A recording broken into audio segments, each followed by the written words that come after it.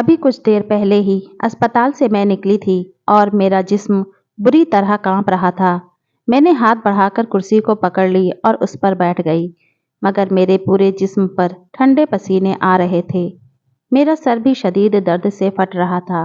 अभी अंदर कमरे में जो खबर डॉक्टर ने सुनाई थी, उसने मेरे पैरों तले से जमीन खींच ली थी। मैं चाह कर भी उस पर यकीन नहीं कर पा रही थी। मैंने डॉक्टर को झूठा भी कहा, मगर वह पूरी यकीन थी कि ऐसा ही है। यहाँ तक कि उसने अपने शक की तसल्ली की खातिर मेरी रिपोर्ट फिर से करवाई थी, लेकिन उनमें अभी कुछ वक्त लगना था।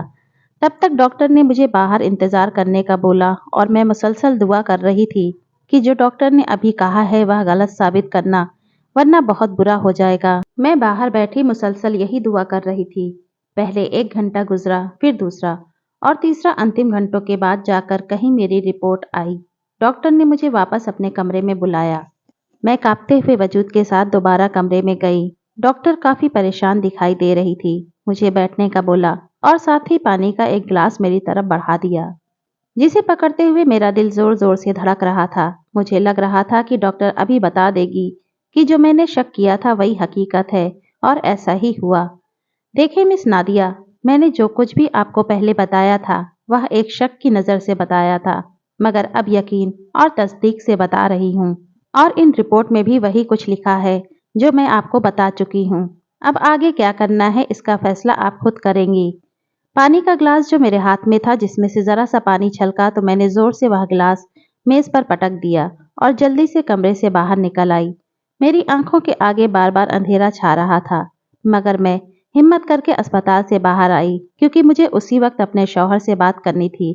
क्यों डॉक्टर झूठ बोल रही थी? मेरा शौहर भला मुझे ऐसे कैसे धोखा दे सकता था?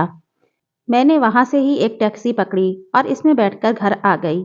मेरा घर वहां से 15 मिनट की दूरी पर था, मगर यह 15 मिनट मुझे 15 घंटों के बराबर लग रहे थे। बस दिल चाह रहा था उड़कर घर पहुंच जाऊं, अपने शौहर से सवाल करूं, यह सब क्या है? मुझे यकीन दिलाओ, जो डॉक्टर ने बताया वह सब झूठ है। फिलहाल मैं घर पहुंच गई, मगर आगे से खाली घर मेरा मुंह चढ़ा रहा था। नौकरानी आसमा ने दरवाजा खोला। उसने बताया कि आपके शौहर अभी कुछ देर पहले ही घर से निकले हैं। उन्हें किसी दूसरे शहर जाना था। आपके लिए पैगाम छोड़ कर गए हैं। आपको बता दूं, अपना मोबाइल वह घर पर ही छोड़ कर गए हैं। खराब हो गया था, इसलिए परेशान होने की बात नहीं, और आपको दवाई देने की ताकीद भी करके गए हैं, भूलना नहीं है। आसमा मेरे सामने खड़ी फरफराटी हुई हर बात मुझे बता रही थी, मगर मेरा दिमाग सन्न हो रहा था। मुझे कुछ नहीं पता चल रहा था कि वह क्या बोल रही है या क्या बोलने की कोशिश कर रही है। इसके अलावा भी न जाने कौन कौन सी ताकीद दे रही थी। मैंने हाथ बढ़ाकर उसे चुप रहने का इशारा किया और पानी पिलाने का बोला। अब की आसमा मेरी हालत देखकर घबरा गई और भागकर किचन से पानी लेकर आई, साथ ही मुझे दबाने भी लगी। मेरा दिल बुरी तरह घबरा रहा था। मैंने उससे कहा कि कमरे में जाने में मदद करो। मेरी हालत देखकर वह किसी डॉक्टर को फोन करने लगी थी, मगर मैंने उसे मना कर दिया, क्योंकि एक मर्तबा फिर से किसी डॉक्टर का सामना करने की हिम्मत मुझ में नहीं थी। आसमा ने मुझे कमरे में लिटा दिया और खुद भी वहीं बैठ गई कि अगर मुझे किसी चीज की जरूरत हुई तो वह फौरन से मुझे मुहैया करा सके। मैंने भी उसे बैठने दिया। मैं बिस्तर पर लेटी तो बेइख्तियार रोने लगी। आसमा घबरा गई। जल्दी से उठकर मुझसे रोने की वजह पूछी, मगर मैंने नहीं में सर हिलाकर उसे वहां से जाने का बोला, क्योंकि मैं फिलहाल कुछ देर के लिए अकेले रहना चाहती थी। मेरे सख्ती से कहने पर वो वहां से चली गई, जबकि मैं पीछे उसके जाने के बाद जिंदगी के मुतालिक सोचने लगी जो अब तक मैं जीती आई थी। मेरी शादी को 5 साल हो गए थे और 5 साल भी बगैर औलाद मैंने बहुत खुश रहकर गुजारे थे। मुझे कभी अपनी यह कमी बुरी तरह से नहीं खली थी। लेकिन हाँ, शादी से पहले की हालात बहुत बुरी थी कि हर दिन रोते गुजरता था। मैं मौत की दुआएं करती थी। मुझे तो अपने असली वालिदैन का भी पता नहीं था, और मेरे पास वो थे नहीं। मेरी जिंदगी का सबसे बड़ा ताना बन गए थे। मुझे मजबूरी में उनके गले बांधा गया था जिनको सारी उम्र अम्मा अब्बा कहती आई थी। मुझे अम्मा न जाने कहाँ से उठा कर लाई थी। उनका चोरी चकारी का काम था। घर में खुद अपनी औलाद ऐसी थी, मुझे एक पार्क से उठा कर लाई थी। लेकिन उस उठाने का नतीजा बहुत बुरा भुगतना पड़ा, मुझे भी और उनको भी। पहले अम्मा बड़ी बड़ी दुकानों में मांगने वाली बनकर दाखिल हो जाती। इस दौरान जो कुछ हाथ लगता चोरी करके वहां से फरार हो जाती। साथ में भीख भी अच्छे मिल जाती थी। भीख मांगने के साथ साथ हाथ की सफाई भी दिखा देती थी। चलते चलते इंसान की जेब बड़े आराम से काट लेती, पता भी नहीं चलता। यही हाल उनके बाकी तीनों बच्चों का भी था। मगर जितना पैसा था वह सब अब्बा नशे में उड़ा देता। उसे खाने पीने की कोई फिक्र नहीं थी। सारा दिन नशे में धुत रहता। अम्मा अपनी सारी कमाई अब्बा के नशे में उड़ा देती और खुद खाने पीने के लिए उधार मांगती थी। उधार मांग मांग कर बहुत सारा कर्जा सर पर चढ़ गया था। उधार उतारने की कोई सूरत भी दिखाई नहीं देती थी। ऊपर से चोरी भी मुश्किल हो गई थी, क्योंकि जगह जगह कैमरे लगे थे। उनसे बचना नामुमकिन हो गया था। भाई और अम्मा जितना चाहे पैसा छुपा लेते, मगर अब्बा उनको मार मार कर जब उनकी हड्डियों का सुरमा बनाता, तो मार से बचने की खातिर वह खुद ही अपना सारा जमा लाकर अब्बा की हथेली पर रख देते। ऊपर से उधार वालों ने भी बहुत तंग किया हुआ था। उन्होंने यहाँ तक धमकी दी कि अगर हमारे पैसे वापस नहीं किए तो तुम्हारी बेटी को उठाकर ले जाएंगे। अम्मा को जरूरी हो गया था कि किसी तरह कर्जा उतारा जाए। यही सोचते हुए अम्मा परेशानी में घर से बाहर निकली। रात का वक्त था। उसी तरह चलते चलते वह पार्क में आ गई, जहाँ बहुत बच्चे खेल रहे थे। अम्मा के जहन में यह था कि क्यों ना किसी बच्चे को उठा लिया जाए और उसे बेचकर मुनाफा कमाकर तमाम मसलों से आज़ाद हुआ जाए। लेकिन इस काम से पहले एक काम जरूरी था, और वह किसी ऐसे गिरोह को ढूंढना था जो बच्चों की खरीद फरोख्त करते हों। अम्मा ने आखिर एक ऐसे गिरोह का पता कर ही लिया जो बच्चों की खरीद फरोख्त करते थे। मगर उनकी डिमांड लड़की थी कि लड़की के 5 लाख मिलेंगे, और अगर लड़का लाए तो उसके 2 लाख पर तय हो गया था। अम्मा अब किसी भी तरह उनकी डिमांड पर उतरते हुए एक नॉर्मल बच्चे को पार्क से चुरा कर लाने के लिए सोचने लगी। अम्मा 2-3 दिन घूमती रही, मगर उसे कोई ऐसी बच्ची नहीं मिली जिसे वह उठा सकती और अपने फायदे के लिए इस्तेमाल करती। मगर वह मायूस नहीं हुई थी। एक मर्तबा दोबारा से वह वहीं पार्क में फिरने लगी, क्योंकि उसने अभी तय कर लिया था कि अब जैसी भी बच्ची मिले वह उसे उठा ले। इसी दौरान अम्मा को मैं नजर आ गई। जब भी मुश्किल में मैं 1 माह की भी नहीं हुई थी, मेरे अब्बा बाकी बच्चों के साथ मुझे उस पार्क में लेकर आए थे। अम्मा बताती हैं कि वहाँ 2 बच्चे और भी थे, एक लड़का और एक लड़की, 3 और 5 साल के होंगे। मैं उनकी छोटी बहन थी, मगर अम्मा को किसी पर तरस नहीं आया। मेरे अब्बा बाकी तीनों बच्चों को झूले पर लेकर गया, और पीछे मेरी अम्मा अकेले ही मुझे लेकर बैठी थी, क्योंकि वह अंधेरे कोने में बैठी थी और वहां रोशनी नहीं थी। तो अम्मा ने बड़ी सफाई से मुझे मेरी माँ की गोद से छीन लिया और वहां से भाग गई। जब तक पूरे पार्क में हंगामा मचा, मैं और वो शैतान औरत, हम दोनों ही उस पार्क से बहुत दूर जा चुके थे। पीछे पुलिस और न जाने क्या क्या हंगामी सूरत हाल पैदा हो गई, जो चोरनी बुढ़िया को ढूंढने के लिए अमल में आई थी। मगर अब क्या था, क्योंकि मेरा मुस्तकबिल उसी शैतान औरत के साथ लिखा जा चुका था, जिसे मैं सारी उम्र अम्मा कहकर पुकारती रही। जबकि हकीकत से वह भी वाकिफ थी, मगर यह भी हकीकत है, लाख चाहने के बावजूद मैं अपने असली वालिदैन को नहीं मिल सकती थी। वह तो किस्मत अभी मुझ पर एक एहसान कर दी थी, जिसकी बदौलत मैं उस औरत के घर में ही पली बढ़ी, वरना जाने कहां कहां धक्के खा रही होती। लोग मुझसे कमा रहे होते। अम्मा मुझको गिरोह को नहीं बेच सकती थी, क्योंकि शहर में काफी नाके थे। इसलिए बेहतरीन यही लगा कि घर में एक रात बच्ची को रखा जाए। अम्मा मुझको घर ले गई तो सब हैरान थे, मगर अम्मा ने सबको सारी बात बताकर चुप करवा दिया, जिससे एक डर फैल गया। मगर अम्मा ने सब संभाल लिया। मैं पूरी रात उस घर में रही जहाँ किसी भी रिश्ते की तमीज खत्म थी। पूरी रात के बाद पूरा दिन मैं वहां पर रही। अम्मा मुझे डब्बे वाला दूध पिलाती। मैं रो रो कर हलकान हो चुकी थी। पता नहीं कैसे, मगर वहां कोई नए लोग पड़ोस में रहने आए हुए थे। बच्चे की मुसलसल रोने की आवाज सुनकर उन्होंने हमारे घर आकर पता किया, तो अम्मा ने बताया कि मैं उसकी बहन की बेटी हूँ जो मर गई है, इसलिए अम्मा मुझे साथ लेकर आई है। भला वह क्यों किसी दूसरे का बच्चा उठाएगी, यह बात तसल्ली भर थी। मगर हफ्ता भर पहले आए नए पड़ोसियों को यह बात बिल्कुल भी हजम नहीं हुई, और उन्होंने थाने में अपने शक को जाहिर किया। यह सुनकर अगले रोज पुलिस उस घर के दरवाजे पर थी। जब पुलिस को वहां आते देखा, तो अम्मा के दिमाग में सारी प्लान बना ली हुई थी। पुलिस की तफ्तीश करने पर उसे वही कहानी सुनाई जो पड़ोसियों को सुनाई थी, कि मेरी बहन मर गई है, उसकी बेटी है। साथ ही साथ पुलिस से बचने के लिए एक किराए के बंदे को बहन का शौहर बनाकर वहां पर ले आई। साथ ही एक अस्पताल में मेरी पैदाइश जाली तौर पर दर्ज करवा दी। अब जब पुलिस को वहां कुछ नहीं मिला तो उसे जाना पड़ा, मगर शायद एसएचओ को अभी भी यकीन नहीं आया। उसने धमकी दी कि मैं कभी भी यहाँ पर आकर बच्ची को देख सकता हूँ। अगर मुझे बच्ची नजर ना आई तो उसी वक्त तुम लोगों को सलाखों के पीछे खींच लूंगा। अम्मा पुलिस की धमकी का असर ना लेती, मगर अगले ही रोज वो एसएचओ अपने वादे के मुताबिक आया। अम्मा ने शुक्र अदा किया कि अभी बच्ची बेची नहीं थी। अम्मा ने मुझे कुछ दिन अपने ठिकाने पर ही रखा। एसएचओ अगले हफ्ते फिर वहां मौजूद था। अब तो अम्मा के दिल में डर बैठ गया कि यह बच्ची को देखने आता रहेगा। ऐसे में मुझे बेचना अक्लमंदी नहीं है। शायद वह पुलिस वाला भी मुझे भूल जाता, मगर जिस तरह के आदमी को अम्मा ने मेरा बाप बताया था, वह बहुत से चोरी के जुर्म में जेल जा चुका था। ऊपर से उसका पेशा भी ऐसा ही था, किराए पर काम करता था। तभी पुलिस को मेरे मुताल्लिक भी शक हो गया। 2 हफ्ते तक एसएचओ मुझे देखने नहीं आया। अम्मा को अब यकीन हो गया कि रास्ता साफ हो चुका है और वह मुझे बेच सकती है। मगर खुदा की कुदरत, जिस पल मुझे बेचने के लिए जा रही थी, वो एसएचओ उसी दिन फिर से मुझे देखने चला आया। अम्मा तो शुक्र था बच गई, मगर मुझे भी मेरी किस्मत ने बचा लिया। उसके बाद यह सिलसिला चल निकला। उस एसएचओ का जब दिल करता मुझे एक नज़र देखने को चला आता था। शायद ईमानदार था, तभी अपने वादे का मान रखे हुए था। मैं बड़ी होती रही और वो दिन कभी नहीं आया कि अम्मा मुझे बेच सकती। अब्बा भी बार बार पुलिस के घर आने की वजह से शायद घर छोड़कर चला गया कि यहाँ रहना ही मुहाल हो गया है। उसके जाने से यह हुआ कि जो पैसे अम्मा कमा कर लाती थी, उनसे धीरे धीरे घर के कर्जे उतरने शुरू हो गए। जहाँ कूड़े से रोटी उठाकर खाई जाती थी, अब घर में बनने लगी थी।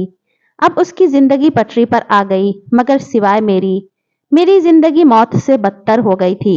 हर वक्त बहन भाइयों और अम्मा से डांट के साथ साथ लात फटकार भी मिलती थी। अगर मैं किसी बहन भाई से बात कर लेती तो वो मुझे मारते हैं और धक्का देकर दूर भेज देते।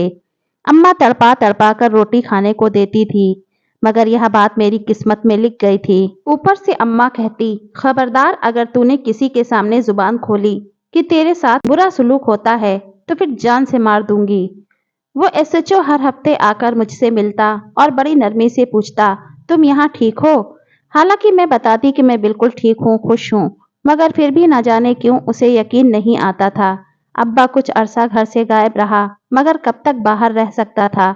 पुलिस का डर उसको खत्म करना ही पड़ा और घर वापस आ गया।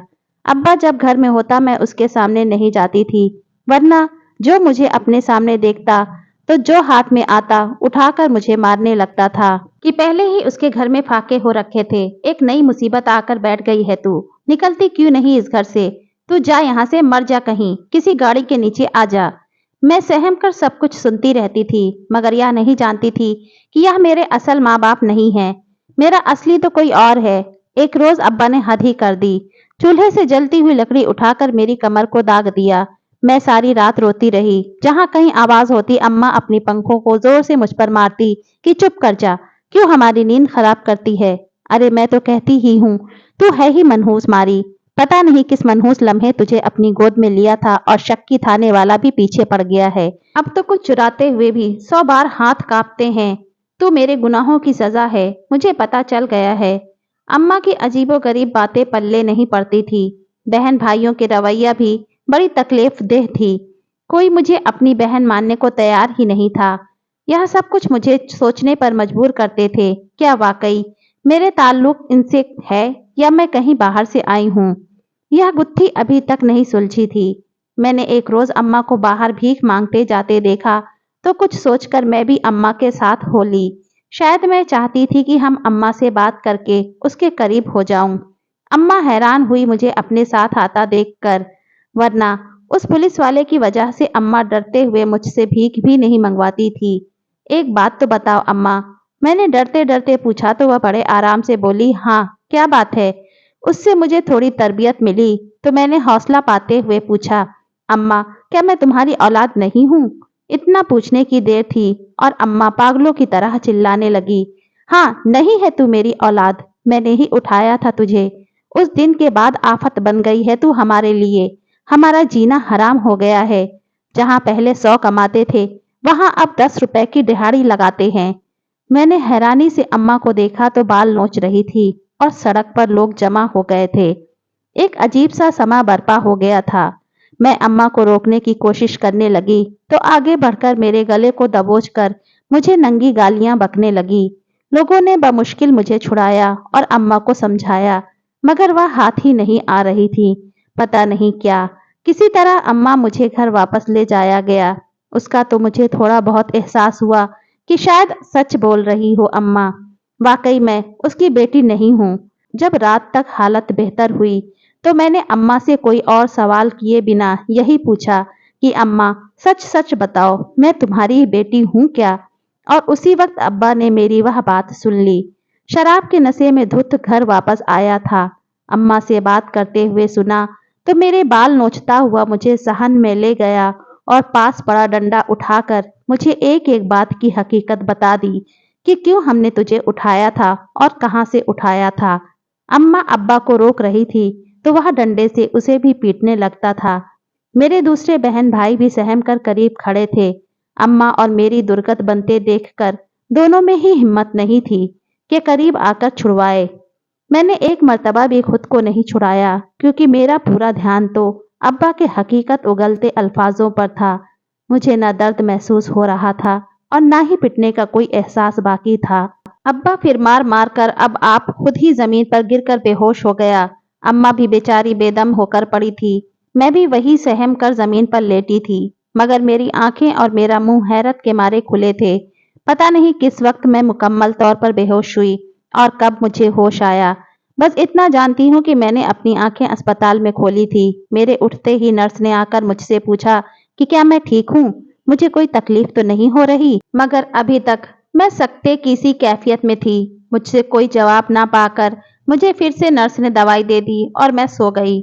दोबारा जब आंख खुली तो हालत बेहतर थी। इस मर्तबा मैंने पूछा कि मैं यहाँ कैसे पहुंची हूँ, मुझे यहाँ कौन लाया है, वगैरह वगैरह। तो नर्स ने बताया कि इस अस्पताल में उनके पास मैं बहुत बुरी हालत में आई थी। मेरा पूरा जिस्म नीला था। जिस्म का कोई हिस्सा नहीं था जहाँ मार के निशानात नहीं थे। किसी ने बहुत बुरी तरह बेदर्दी से पीटा था। उसके बाद इतने से सबसे शायद तुम्हारा ख्याल नहीं रखा गया। जिस जगह पर तुम थी वहीं रखा। 2-3 दिन के बाद एक कचरेदान पर फेंक दिया। यह बात सुनकर मेरे रोंगटे खड़े हो गए। कौन से कचरेदान पर? मेरी जुबान ने बमुश्किल अल्फाज अदा किए तो किसी जगह का नाम बताया, पर मुझे उस जगह का इल्म नहीं था। मैं चुप कर गई। अब पुलिस वाले मुझसे पूछ रही थी कि तुम कौन हो, तुम्हारे साथ इतना बुरा कैसे हुआ? अगर कचरा फेंकने वाली एम्बुलेंस ना बुलाती तो अब तक जानवर तुम्हें नोच चुके होते। तुम 2 हफ्तों से अस्पताल में हो, मगर तुम्हारी हालत नहीं संभल रही थी। अब जाकर कुछ होश संभाला है तुमने। मैं चुप कर गई। मैंने कोई जवाब नहीं दिया। नर्स कहने लगी कि एफआईआर लिखवा दो उनके खिलाफ। मैं मान गई, मगर जब पुलिस वाले पर्चा काटने लगे तो मैंने उसी एसएचओ के मुताबिक पूछा जो पिछले साल से मेरे घर नहीं आया था। तभी मेरी हालत इतनी बुरी थी। मैं समझ गई थी कि वह पुलिस वाला क्यों यहाँ आता था। जब एसएचओ का पूछा तो पता चला कि वह दूसरे शहर का है। मैं चौंक गई। जब मैंने शहर का पूछा तो हैरत का एक और झटका लगा क्योंकि मैं जिस शहर में पहले थी अब उससे बहुत दूर थी। उस शैतान औरत ने मुझे दूसरे शहर में फिकवाया था ताकि मैं उनके लिए मुसीबत या किसी मुश्किल का सबब ना बनती। यह सुनकर मैंने पुलिस वालों को मना कर दिया कि मुझे कोई एफआईआर नहीं करवाना। बस एक एहसान करें कि मुझे किसी आश्रम में छोड़ दें। स्वाभिमान की जिंदगी वहां गुजारना चाहती हूँ। उन्होंने इस बात को मान लिया और मुझे एक आश्रम में दाखिल करवा दिया। दिल ही दिल में अपने तमाम मामलात अल्लाह के हवाले कर चुकी थी मैं। अब बस मुझे उम्मीद थी कि अच्छा ही होगा मेरे साथ। आश्रम के संस्थापक ने मेरे साथ भलाई की और मुझे एक अस्पताल में सफाई के काम के लिए रखवा दिया। मुझे इसके अलावा कुछ आता भी नहीं था। वहाँ एक डॉक्टर बड़ी मेहरबान थी मुझ पर। मेरे काम को पसंद करते हुए उसने मुझ पर एक एहसान कर दिया और मुझे अपनी अटेंडेंट, जिसमें काम यही था कि जो चीज़ उसे चाहिए मैं उस वक्त उसे थमा दूं। कुछ अरसे बाद उस डॉक्टर का तबादला हो गया। वहाँ एक नया डॉक्टर आ गया जिसका नाम हारिश था। वह मुझसे बड़ी इज्जत से पेश आता, मगर मैं दिल ही दिल में उसे पसंद करने लगी थी। उस रोज उस डॉक्टर ने अपनी पसंद का इजहार मुझे कर दिया कि चाहे मैं अनपढ़ सही मगर वह मुझसे मोहब्बत करता है और शादी करना चाहता है। यह बात मेरे लिए बहुत खुशी की थी। मेरे आगे पीछे भी कोई नहीं था। मैंने हाँ कर दी कि मैं शादी के लिए तैयार हूँ और डॉक्टर भी अकेला था। उसके रिश्तेदार भी नहीं थे, तो हमने इतवार वाले दिन घर में ही उसके चंद दोस्तों की मौजूदगी में निकाह कर लिया और मैं आश्रम से उठकर एक बहुत अच्छे घर में आ गई, जहाँ मुझे पैसे की कोई कमी नहीं थी। आगे पीछे मेरे नौकरानी लगी थी। मैं जो फरमाइश करती थी झट से पूरी हो जाती। अब मैं सोचती थी कि पहले जो जिंदगी गुजारी है वह सिर्फ एक जहन्नुम ही था। असल जिंदगी तो अब शुरू हुई है, जिसमें मुझे किसी चीज की ख्वाहिश करते ही वह चीज हाजिर हो जाती। वो भी मेरा बहुत ख्याल रखते थे और बहुत मोहब्बत करते थे। हमारी शादी को 3 साल हो गए जब एक रोज हारिश ने बताया कि वो बांझ है, तो हमारी औलाद नहीं हो सकती। इस बात से मुझे गहरा सदमा हुआ। मुझे लगा तमाम परेशानियां खत्म हो गई हैं। अगर ऐसा कुछ नहीं था और औलाद न होने की कमी सारी उम्र मेरे साथ रहने वाली थी। मैंने सब्र कर लिया, मगर मेरे दिल में जो हुक उठती थी उसे चाहकर भी अपने घर वालों को नहीं बता सकती थी। इसी तरह 2 साल गुजर गए। अब मेरे दिल में दबी ममता मुझे कोसोसने लगी थी। मेरी औलाद होनी चाहिए। इससे पहले कि मैं अपनी चाहत का जिक्र हारिश से करती, उन्होंने मुझे खुशखबरी सुनाई और कहा कि अब हमारी औलाद होगी। मैं हैरान हुई और पूछा कैसे होगी, तो वो जोर से बोले कि मैंने एक दवाई बनाई है, उस दवाई से जरूर हमारी औलाद हो जाएगी। यह बात सुनकर मुझे यकीन हो गया कि रब ने दुआ कबूल कर ली है। उसके बाद हारिश ने मुझको इंजेक्शन लगा दिया। हर हफ्ते में इंजेक्शन लगाते थे। कुछ हफ्तों के बाद अब तो रोज मुझे इंजेक्शन लगाने लगे। मुझे अपना वजन भारी महसूस होता, दिल घबराता था, लेकिन मैं खुश थी क्योंकि मैं माँ बनने वाली थी। बस कुछ महीनों का इंतजार था। उसके बाद मेरी अपनी औलाद होगी और वह जिसकी मैंने सारी उम्र ख्वाहिश की थी। मैं हर वक्त अपने बच्चे के मुतालिक सोचती कि उसे किसी चीज की कमी नहीं होने दूंगी। जैसे मेरे अम्मा ने मेरे वालिदैन से मुझे महरूम रखा, अपनी औलाद के साथ ऐसी कोई ज्यादती नहीं करूंगी। अपने हिसाब से बढ़कर मोहब्बत करूंगी। उसके बाद हारिश मेरा बहुत ध्यान देते थे। फोन करके मेरी हालत का जायजा लेते और पूछते कि दर्द तो नहीं हो रहा, दिल तो नहीं घबरा रहा, वगैरह वगैरह। बार बार मुझे फोन करते। एक तो मैं पेट से थी, दूसरा शायद यह दवाई पहली मर्तबा मुझ पर ही इस्तेमाल करके देखी गई थी, तभी तजुर्बा ले रहे थे कि बाकी औरतों के लिए कारगर हो सकती है या नहीं। उस दिन बाजार से वापस आ रही थी कि मुझे अचानक चक्कर आ गया और मैं करीब के एक अस्पताल चली गई, जहां डॉक्टर ने बताया कि आप हामला नहीं हैं। मैंने उनकी बात से इनकार किया कि यह कैसे कह सकती हो तुम, मेरा बढ़ा हुआ पेट देख सकती हो। डॉक्टर ने उसके बाद मेरी रिपोर्ट करवाई, जिसमें लिखा था कि मैं मां नहीं बनने वाली। मैं घर वापस आई तो वह घर पर नहीं थे। दोबारा किसी दूसरे डॉक्टर के पास गई, उसने भी वही बताया। साथ यह कहा कि आपको पेट बढ़ने के टीके लगाए जा रहे हैं और आजकल यह फ्रॉड बहुत फैल गया है, किसी को भी इस तरह धोखा दिया जा सकता है। दोबारा मेरी रिपोर्ट करवाई गई तो उसमें भी यही बात लिखी हुई थी कि मुझे टीके लगाए जा रहे हैं। मैं घर वापस आ गई। जब 2 से 3 दिन के बाद हारिश लौटे तो मैंने उनका गिरेबान पकड़ा और कहा, क्यों किया? मैं औलाद के लिए जिद नहीं लगा रही थी, फिर मुझे क्यों ऐसे धोखे में रखा? मेरी बात सुनकर वह चुप रह गए, क्योंकि उन्हें यकीन नहीं आ रहा था कि मैं उनके झूठ को पकड़ चुकी हूँ। यह जानकर वो मेरे पाँव में बैठकर और लगातार रोते हुए बोले कि मुझे माफ कर दो। मैं तुमसे वाकई मोहब्बत करता हूँ, मगर मैं नहीं चाहता कि औलाद की कमी की वजह से तुम मुझे छोड़ जाओ, इसलिए यह ड्रामा किया है। इस तरह तुम्हें लगेगा कि दवाई ने असर दिखाया है और यह हमारी औलाद ही है। वक्त के मुताबिक मैं तुम्हें अस्पताल ले जाऊंगा। वहां मैं पहले ही एक यतीम बच्चे का बंदोबस्त कर चुका था और इस तरह उस बच्चे को तुम्हारी औलाद बनाकर घर वापस ले आऊंगा। यह बात सुनकर मैं रो पड़ी और उसका हाथ पकड़कर कहा कि मैं जानती हूँ कि आपने मेरी मोहब्बत में किया है, मगर आप यह बात मुझसे करते तो मैं किसी भी यतीम खाने से बच्चे को गोद ले लेती। उसके बाद हम दोनों बहुत रोए और अगले रोज आकर अनाथ आश्रम से एक बेटा गोद ले लिया। मेरी बस आपसे यही इल्तिजा है कि जो काम भी करें सीधे तरीके से करें, किसी को धोखा ना दें। बेशक आप अगले इंसान की मोहब्बत में इतना बड़ा धोखा कर रहे हों, मगर एक मर्तबा आप उससे बात करके तो देखें। क्या पता वह भी मेरी तरह सिर्फ आपके मुंह से यह बात सुनने का इंतजार कर रहा हो। वीडियो कैसी लगी हमें कमेंट करके जरूर बताइए और यदि चैनल पर नए हो तो चैनल को सब्सक्राइब कीजिए और साथ ही बेल आइकन को प्रेस करें ताकि आगे आने वाली हर वीडियो की नोटिफिकेशन आप तक पहुंच सके। Thanks for watching.